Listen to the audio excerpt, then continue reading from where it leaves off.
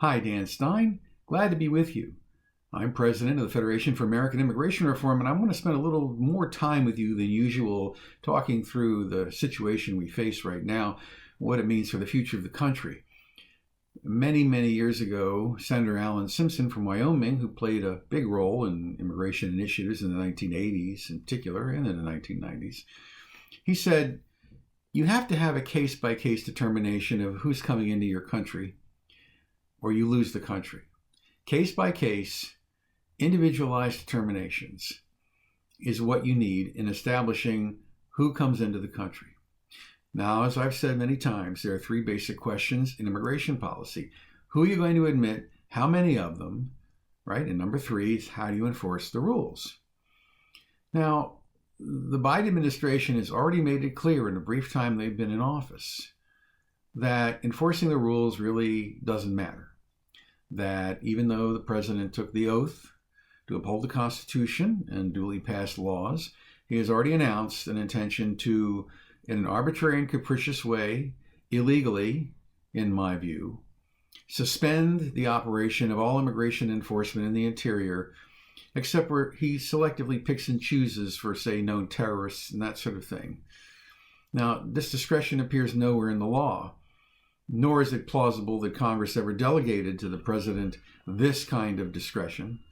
Texas has sued on the basis of a contract pre-existing with the Trump administration, but most states don't have that contract. Now, I want to try to explain where this is all headed. The canary in the coal mine is the fact that the administration has now decided that we're not going to call non-citizens aliens. They want to call them non-citizens. Now, there are many reasons for this, but if you control the language, you can control the debate. The term citizen and alien, the genesis of these terms goes back prior to ancient Greece. What does it ultimately mean to be a citizen in a democracy? Of course, to be a citizen in a democracy means you are an office holder, that you participate in the governance of a democracy, a self-governing republic where you get some say, participatory democracy, you get some say in what's going on. An alien is actually a citizen, but not of this country, and of another country. Most of the time, when you say someone is an alien, you mean they're not a citizen of your country or this country, they're a citizen of another country. So to say they're a non-citizen is not accurate. And in fact, the Immigration and Nationality Act refers to non-citizens, in most cases, as aliens.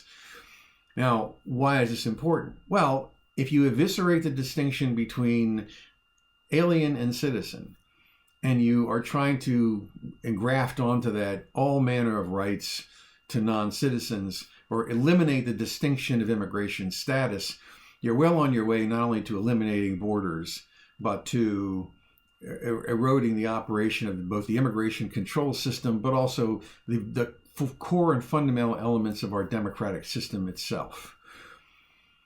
And the language manipulation that we already see, which is only the beginning, is not to be ignored, and its threat should not be understated. The reason I wanted to talk to you today about the situation is that there's really something more that needs to be understood here. The way the media are reporting what Biden is doing is through this bits and pieces and dribs and drabs of policies that, taken independently, don't seem to either amount to much or don't seem to be a very big deal, but they are in fact a big deal.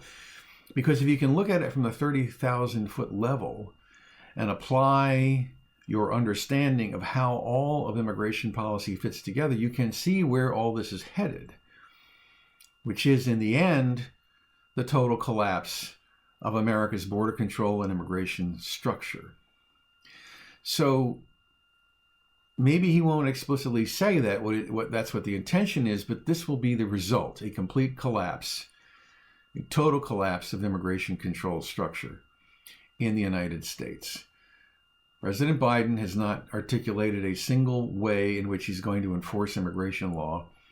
He mouths some platitudes about putting some technology along the border while he's stopping the border wall, but we can't be distracted by the media and that nonsense. We have to take a look at what's actually happening. So try to imagine for a minute, you have a country and you have kind of like a monopoly board, okay? And what we have are, streets, different colors, and we have rows around the edge of the board. So let's imagine on one side of the board we have collapsing border enforcement, okay? And then on another line we have administrative overload. So we have collapsing enforcement and administrative overload. Collapsing enforcement contains certain elements, which I'll discuss. Administrative overload contains some others. Then we have, let's say, free parking, like we have a monopoly, meaning people can come in without proper status or in some temporary status that never ends.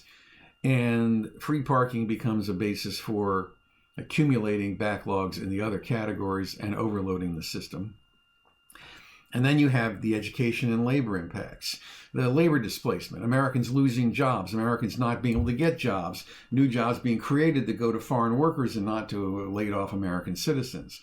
That's the education and labor impact. Now, each of these areas, collapsing enforcement, education and labor impact, administrative overload, and free parking, lead to several factors. One is a loss of control. Another one is increased pressures to admit more immigrants. More law breaking, okay? You've incentivized and increased the incentives to break the law.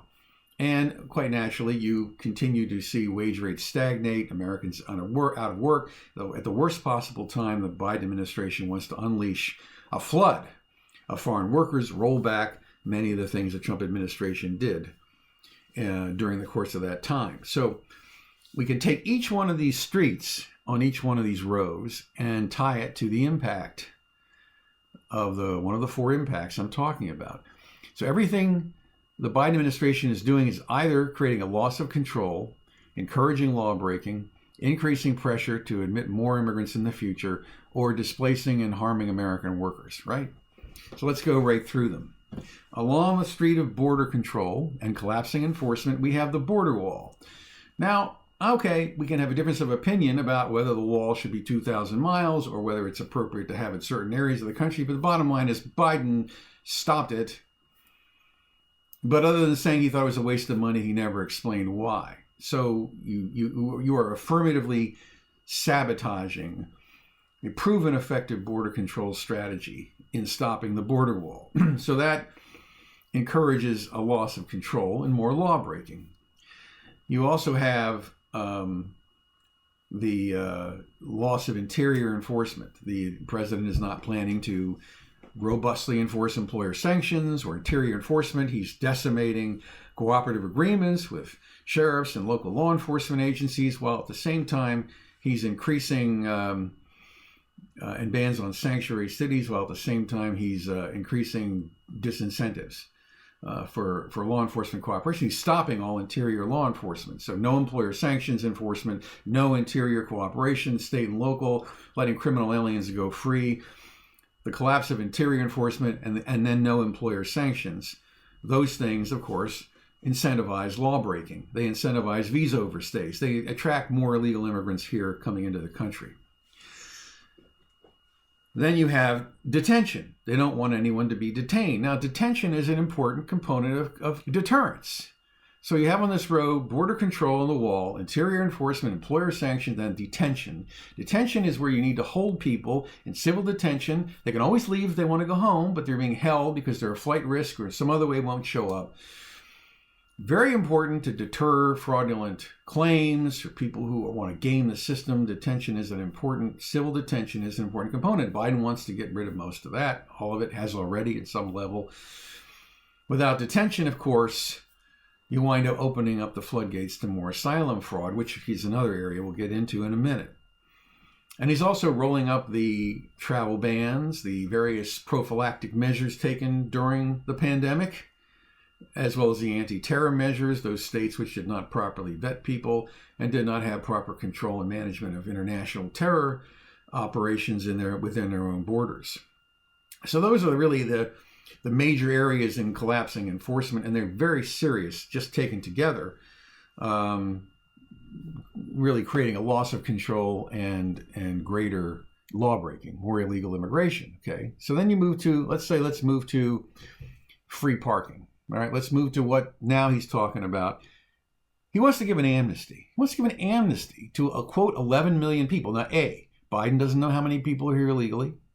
B, it could be a lot more than 11 million people. C, they cite polls that say there's support for a pathway to citizenship. So, again, the language comes into play. They don't want to talk about amnesty, even though you are rewarding lawbreakers, forgiving past violations, felonies, overstay visas, fraudulent documents, failure to file taxes, all these things that you and I supposedly are doing, they're not doing.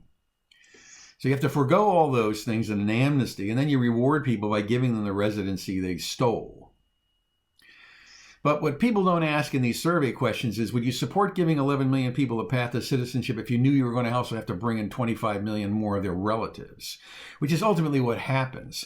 So an amnesty doesn't relieve any pressure. What it does is it increases pressure. So remember, we have increasing pressure as one of our major factors. You give an amnesty, there has to be a accompanying dramatic increase in the number of future visas available in order to accommodate backlogs.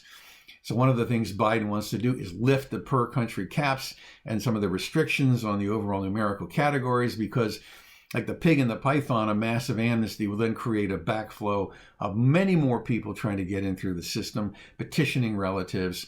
And so they'll then want to let those relatives in without regard to the numerical limits, which are, after all, a kind of important part of immigration law. And then that will in turn feed presence for more and greater demand. Now, he also wants to provide an amnesty for TPS. Temporary protected status is supposed to mean what it says. Congress enacted it in 1990 as an alternative to mass parole because they did not want mass parole. And they thought the asylum and refugee laws were being exploited. So they said, we're going to do this temporary 18-month thing, not for the benefit of the alien. They were for the benefit of the home country, which was really at that point assumed to be non-functioning, an earthquake of such magnitude that the government lost the ability to actually take people back, to resettle them. They couldn't deliver basic emergency supplies like water and food. So you suspend enforcement during that brief period of time until they could be safely sent back home, or people could go back home safely when their visas expired. Well, naturally, this just is a mockery, a joke. Okay, over time, almost all the TPS grants have been extended indefinitely. A few have been ended, but once again, the government is proven incapable of actually carrying out these laws the way Congress intended. And from what we can tell, the Biden administration has virtually no plan to fix it. Okay, let me just digress for a minute and just discuss a little bit about what the Trump administration accomplished in those 4 years.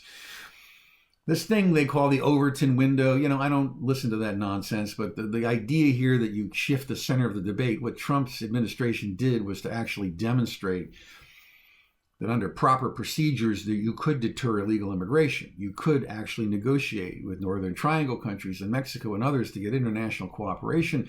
You could incentivize communities to help enforce the laws locally. All these things could happen. You could actually stop illegal immigration if you wanted to.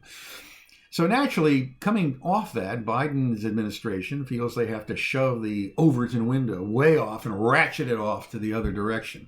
And boy, they're doing that in spades. So you grant an amnesty to TPS, once more you see more law breaking, more incentivized pressures. Those people in turn are going to want to bring relatives if they haven't already, and further loss of control. Asylum rules. Biden administration is planning to go back to the old asylum rules, which basically are saying you can go through 5 safe countries, shop where you want to go, show up at our border, make a fraudulent asylum claim, get a work document, disappear in society for 5 years while your hearing doesn't come up, and then maybe show up for a hearing, but probably not. And even if you do, you can dick around with the system until you finally get to stay. To go back to the status quo, to actually sabotage effective programs like the migration protection protocols, remain in Mexico, and these other agreements with Northern Triangle, it's fabulously un-American. I mean, talk about an American last policy. To see a president actually, it's one thing to have benign neglect. It's another thing to affirmatively sabotage working programs to move back to a proven fraud-ridden strategy that people know is easy to gimmick. And he apparently just doesn't care. Obviously, just doesn't care. Okay, that's more law breaking. That's more loss of control. That's more increasing pressure. Sanctuary cities. Sanctuary cities encourage criminal aliens to remain in the country, more law breaking, more community threats. Frankly, we're sending the first signal we're sending to people coming from all over the world is our laws don't matter. You can game the system and jump the line. You can game the system and get ahead. If you obeyed immigration law, you're some kind of a sucker. And if you actually expect to have to be deported like you would be in most countries or removed, not in the United States anymore. We at a time when globally, all over the world, countries are tightening up their immigration controls, tightening up what they're doing. This country right now is moving in exactly the opposite, and in my opinion, of course, FAIR's opinion, the wrong direction. Sanctuary cities, one more example of law breaking and loss of control. All right, well, that's free parking. Free parking allow people here legally to remain, allow these temporary statuses to be abused and manipulated, allow our asylum laws to be manipulated, and TPS, and of course, promote the idea behind an amnesty. Now, keep in mind that Biden at the same time is doing all this, increasing all these immigration levels, rewarding law breaking, and creating the incentive for more backlogs coming on and getting built up, more pressure on our labor market. He also wants to increase refugee admissions. So he's increasing asylum admissions and refugee admissions at the same time, acting like they're different things. Now, refugee admissions are very expensive. It's politicized. They're brought over from screening from international agencies, the State Department. They reach some agreement on the levels, and by just arbitrarily jacking it back up because he says it's the right thing to do, even though it's been kind of a nice thing for communities that they haven't suddenly been saddled with these massive costs, when in fact, in many cases, these folks can be just resettled back in their home country when it's safe to do so. But no. Biden administration just says, turn on the spigot and they're going to come on in. So that increases pressure financially, among other things. Amnesty, refugee admissions, these things are very costly. Biden administration seems to have no problem spending our grandchildren's inheritance. We view that as unethical. It's unethical to just keep borrowing money that future generations will have to pay back to serve frankly, what are the interests of redistribution, corporate interests, and others. All right, so let's look at this opposite side of the game board. We have education and labor impacts. All right, so the Biden administration wants to repeal all the Trump administration's efforts to ensure Americans get first crack at our colleges and get first crack at American jobs. They want to roll back the wage and labor protections, the H-1B program. They want to increase the OPT program. They want to give more work documents to relatives of people who are here as foreign workers. They basically want to rubber stamp or turn the Citizenship Immigration Services into another rubber stamp where fraudulent applications are being approved right and left. And, they want to relax work document standards for people on non-immigrant visas who previously were not working. They obviously want to reinstate endless appeals and continue to gum up the works. So that takes us to all these things are going to hurt American workers. I mean, if you're an American parent and you have put your kid through college, and you have all this college debt, I got really bad news for you. Corporate America, with the complicity of the statist Democrats and some Republicans, are essentially saying, American kids are unemployable. They're coming out of school. They don't know what they're doing. They can't learn. They're too busy being indoctrinated with politically correct nonsense that they don't really compete in the modern world. So we need this immigration flow to provide the skills we need, the technical ability. Americans just aren't good enough to do those jobs. Your kids really out of luck getting into the labor market. Not surprising. Millennials probably should notice that the decline of their economic fortunes happens to coincide with the dramatic increases in overall foreign labor importation starting in the mid-90s and accelerating. Not a surprise to find that millennials have come face to face with the reality of global labor competition, both internationally through the internet, but also because of these incredibly abused foreign labor programs. And Biden administration, unlike the Democrats, previously, which cared about labor protection, is throwing all that out the window. The AFL-CIO, apparently neutered, don't care about this. They're too busy trying to figure out how to get an amnesty so they can unionize low-skilled workers. They can't build a superpower economy of tomorrow this way. But Americans need to wake up to what's happening, to the reality that they're being betrayed by the very institutions that are there to represent them. And the Biden administration is taking us back. Okay, we're going back to the Obama administration's anti-American, un-American, American last immigration policies. And then we talked lastly about the administrative overload of the system to the extent it functions at all, on the assumption that an alien gets an asylum hearing or actually has a removal hearing if they've been apprehended by some quirky thing, twist of fate.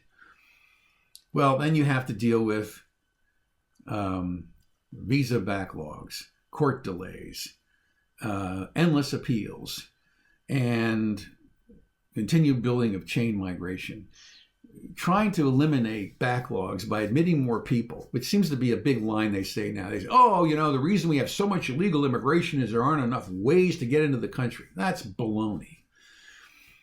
The Trump administration, of course, demonstrated that. It's total baloney. No, the reason people come into the country is because they think they're going to have a shot, ultimately, at getting in at some point. And the more people you admit, the more people get in line to join them. You admit 20 people, another 60 get in line. You admit 100 people, another 300 get in line. It's axiomatic. Everybody's got a lot of relatives. Under the family chain system, instead of fixing it by eliminating the extended family preferences that are unworkable numerically, the Biden administration just thinks, we'll just keep increasing the numbers. And you heard Biden talk about this during the campaign. He said, 2 million, 3 million, 4 million. What's the difference? It's like he treats immigration like he treats deficit spending. Don't bother me with the numbers. Just bring them all in. Okay, so administrative backlogs, increasing pressure on the system, loss of control over who comes in, how many, and labor displacement, wages declining. What does it all add up to? What it adds up to is, if you look at this entire game board, okay, collapsing enforcement, education and labor impacts, administrative overload, and free parking of all these other categories I've discussed, amnesty, TPS, asylum, and all that. All of it together adds up to a complete and total collapse of the immigration control structure. Our borders, they're gone. They're gone. I mean, it's over. Okay, this is not a fire drill here. This is an existential threat to national self-determination. This is something more profound than we've seen before. Biden apparently believes that we need to be part of the global community and people just be able to move in and out of the country no matter what. People to whom we have no obvious political obligation will have this right to come in and demand health care, demand benefits, whatever they want. A studied air of unreality accompanies this. But the bottom line is, these are going to be battles we're going to be facing piecemeal. Nobody's going to come and say, okay, fair, we need you to oppose this plan to collapse our entire immigration control system. We need you to stop their effort to just dramatically, in one fell swoop. They're going to do it piecemeal. Right now, the president is doing a lot of it through executive actions and executive orders. Right now, the president is doing a lot of that through executive actions and executive orders. And soon they're going to be proposing legislation. Already they're talking about legislation. Already Lindsey Graham is talking about working with Durbin. Again, Durbin of all. How you can have a bipartisan situation after the way in which Republicans were treated. Well, anyway, the point is we have a lot of work to do. And this is one of those times where we really are going to have to stick together. Each one of these battles is going to come up one by one. They're going to come up serially. They're going to come up fast. The only way we're going to be able to hang together as a movement to defeat what they're doing is by keeping an awareness of the whole picture. Be able to see how each and every one of these factors fits into with one another. How what looks like an innocent change in procedure or change in the law, and it's not reported properly, of course, by the media. You can't trust anything you read now, right? How it all fits in, because when you start eliminating one pillar here and one pillar there, pretty soon the pillars start to, it's like a big house of cards. Biden has hired people who really understand where those weaknesses are. He's not hiring people. The Trump administration didn't have a strong bench to hire from. Fortunately, they had a few folks from FAIR who could work. There were a few dedicated people, but the Biden administration is bringing in people who really know where the bodies are buried. They know the fastest and shortest way to make the system dysfunctional, to create, like, the answer is yes. I mean, Alejandro Mayorkas, the DHS secretary apparent, he knows exactly how to push the buttons to make the system just ram through visas. He knows how to destroy the integrity of the system. He's also somebody who's shown doesn't care what Congress says, and he can ignore the law within certain limits. Now, I mean, the obvious question anybody would have is, why should Biden listen to the law at all? I mean, why should he listen to Congress at all? Why wouldn't he just start giving out citizenship illegally without any statutory authority if they're already doing things like DACA without any statutory authority? I mean, think about that. Who's going to stop him? What court's going to stop the president from issuing illegal citizenship?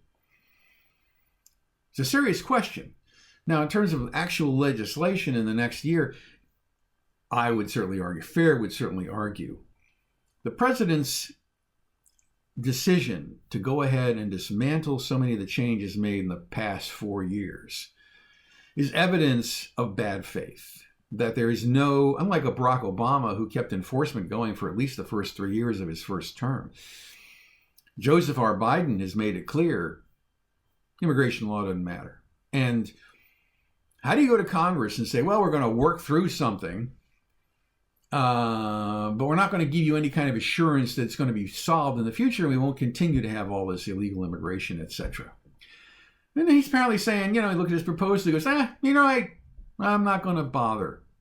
Why should I bother? I'm just going to throw in a few, dollars for some technical support along the border, blah, blah, blah. And everything else is a big amnesty. I mean, it's not clear at all why he even needs to go to Congress for a bill, except that he wants the license to give out citizenship. There's certainly no effort to try to meet people halfway. There's no effort to compromise.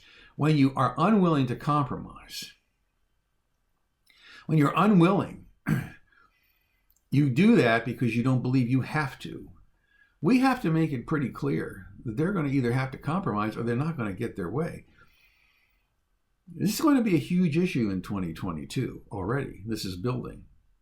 The things that have been done already really strain credulity. And if the average American fully understood how these things work together, rolling up the travel ban, restoring a fraud-ridden asylum claim, rolling up these Northern Triangle agreements or agreements with Mexico. Mexico wants all these people with amnesty to be dual nationals. So they're going to be non-citizens. No, they're going to be citizens of two countries. Can you imagine the impact of having a contiguous country like Mexico with so many dual nationals voting in our elections and their elections, and what that means for the Mexican government's ability to interfere in our internal affairs? I mean, these are surely big, big issues that ought to be discussed. But in this oppressive cone of silence that seems to be descending upon us, the American people, at this critical time, staying in touch with one another to fight these crazy proposals, these truly outstandingly bad ideas that just run contrary to the last 5,000 years of human history and experience. Well, FAIR is the place you're going to be, and I'm counting on you to stay active during these fights, because we're going to be sending you the information you need to know. And we're going to be promoting this and advertising to help alert the American people. We can't do it without you, though, so I hope you will stay active, join us, contribute, fairus.org. Don't forget to subscribe to our YouTube videos. I'm Dan Stein, and I'll be back with more a little bit later. Thanks.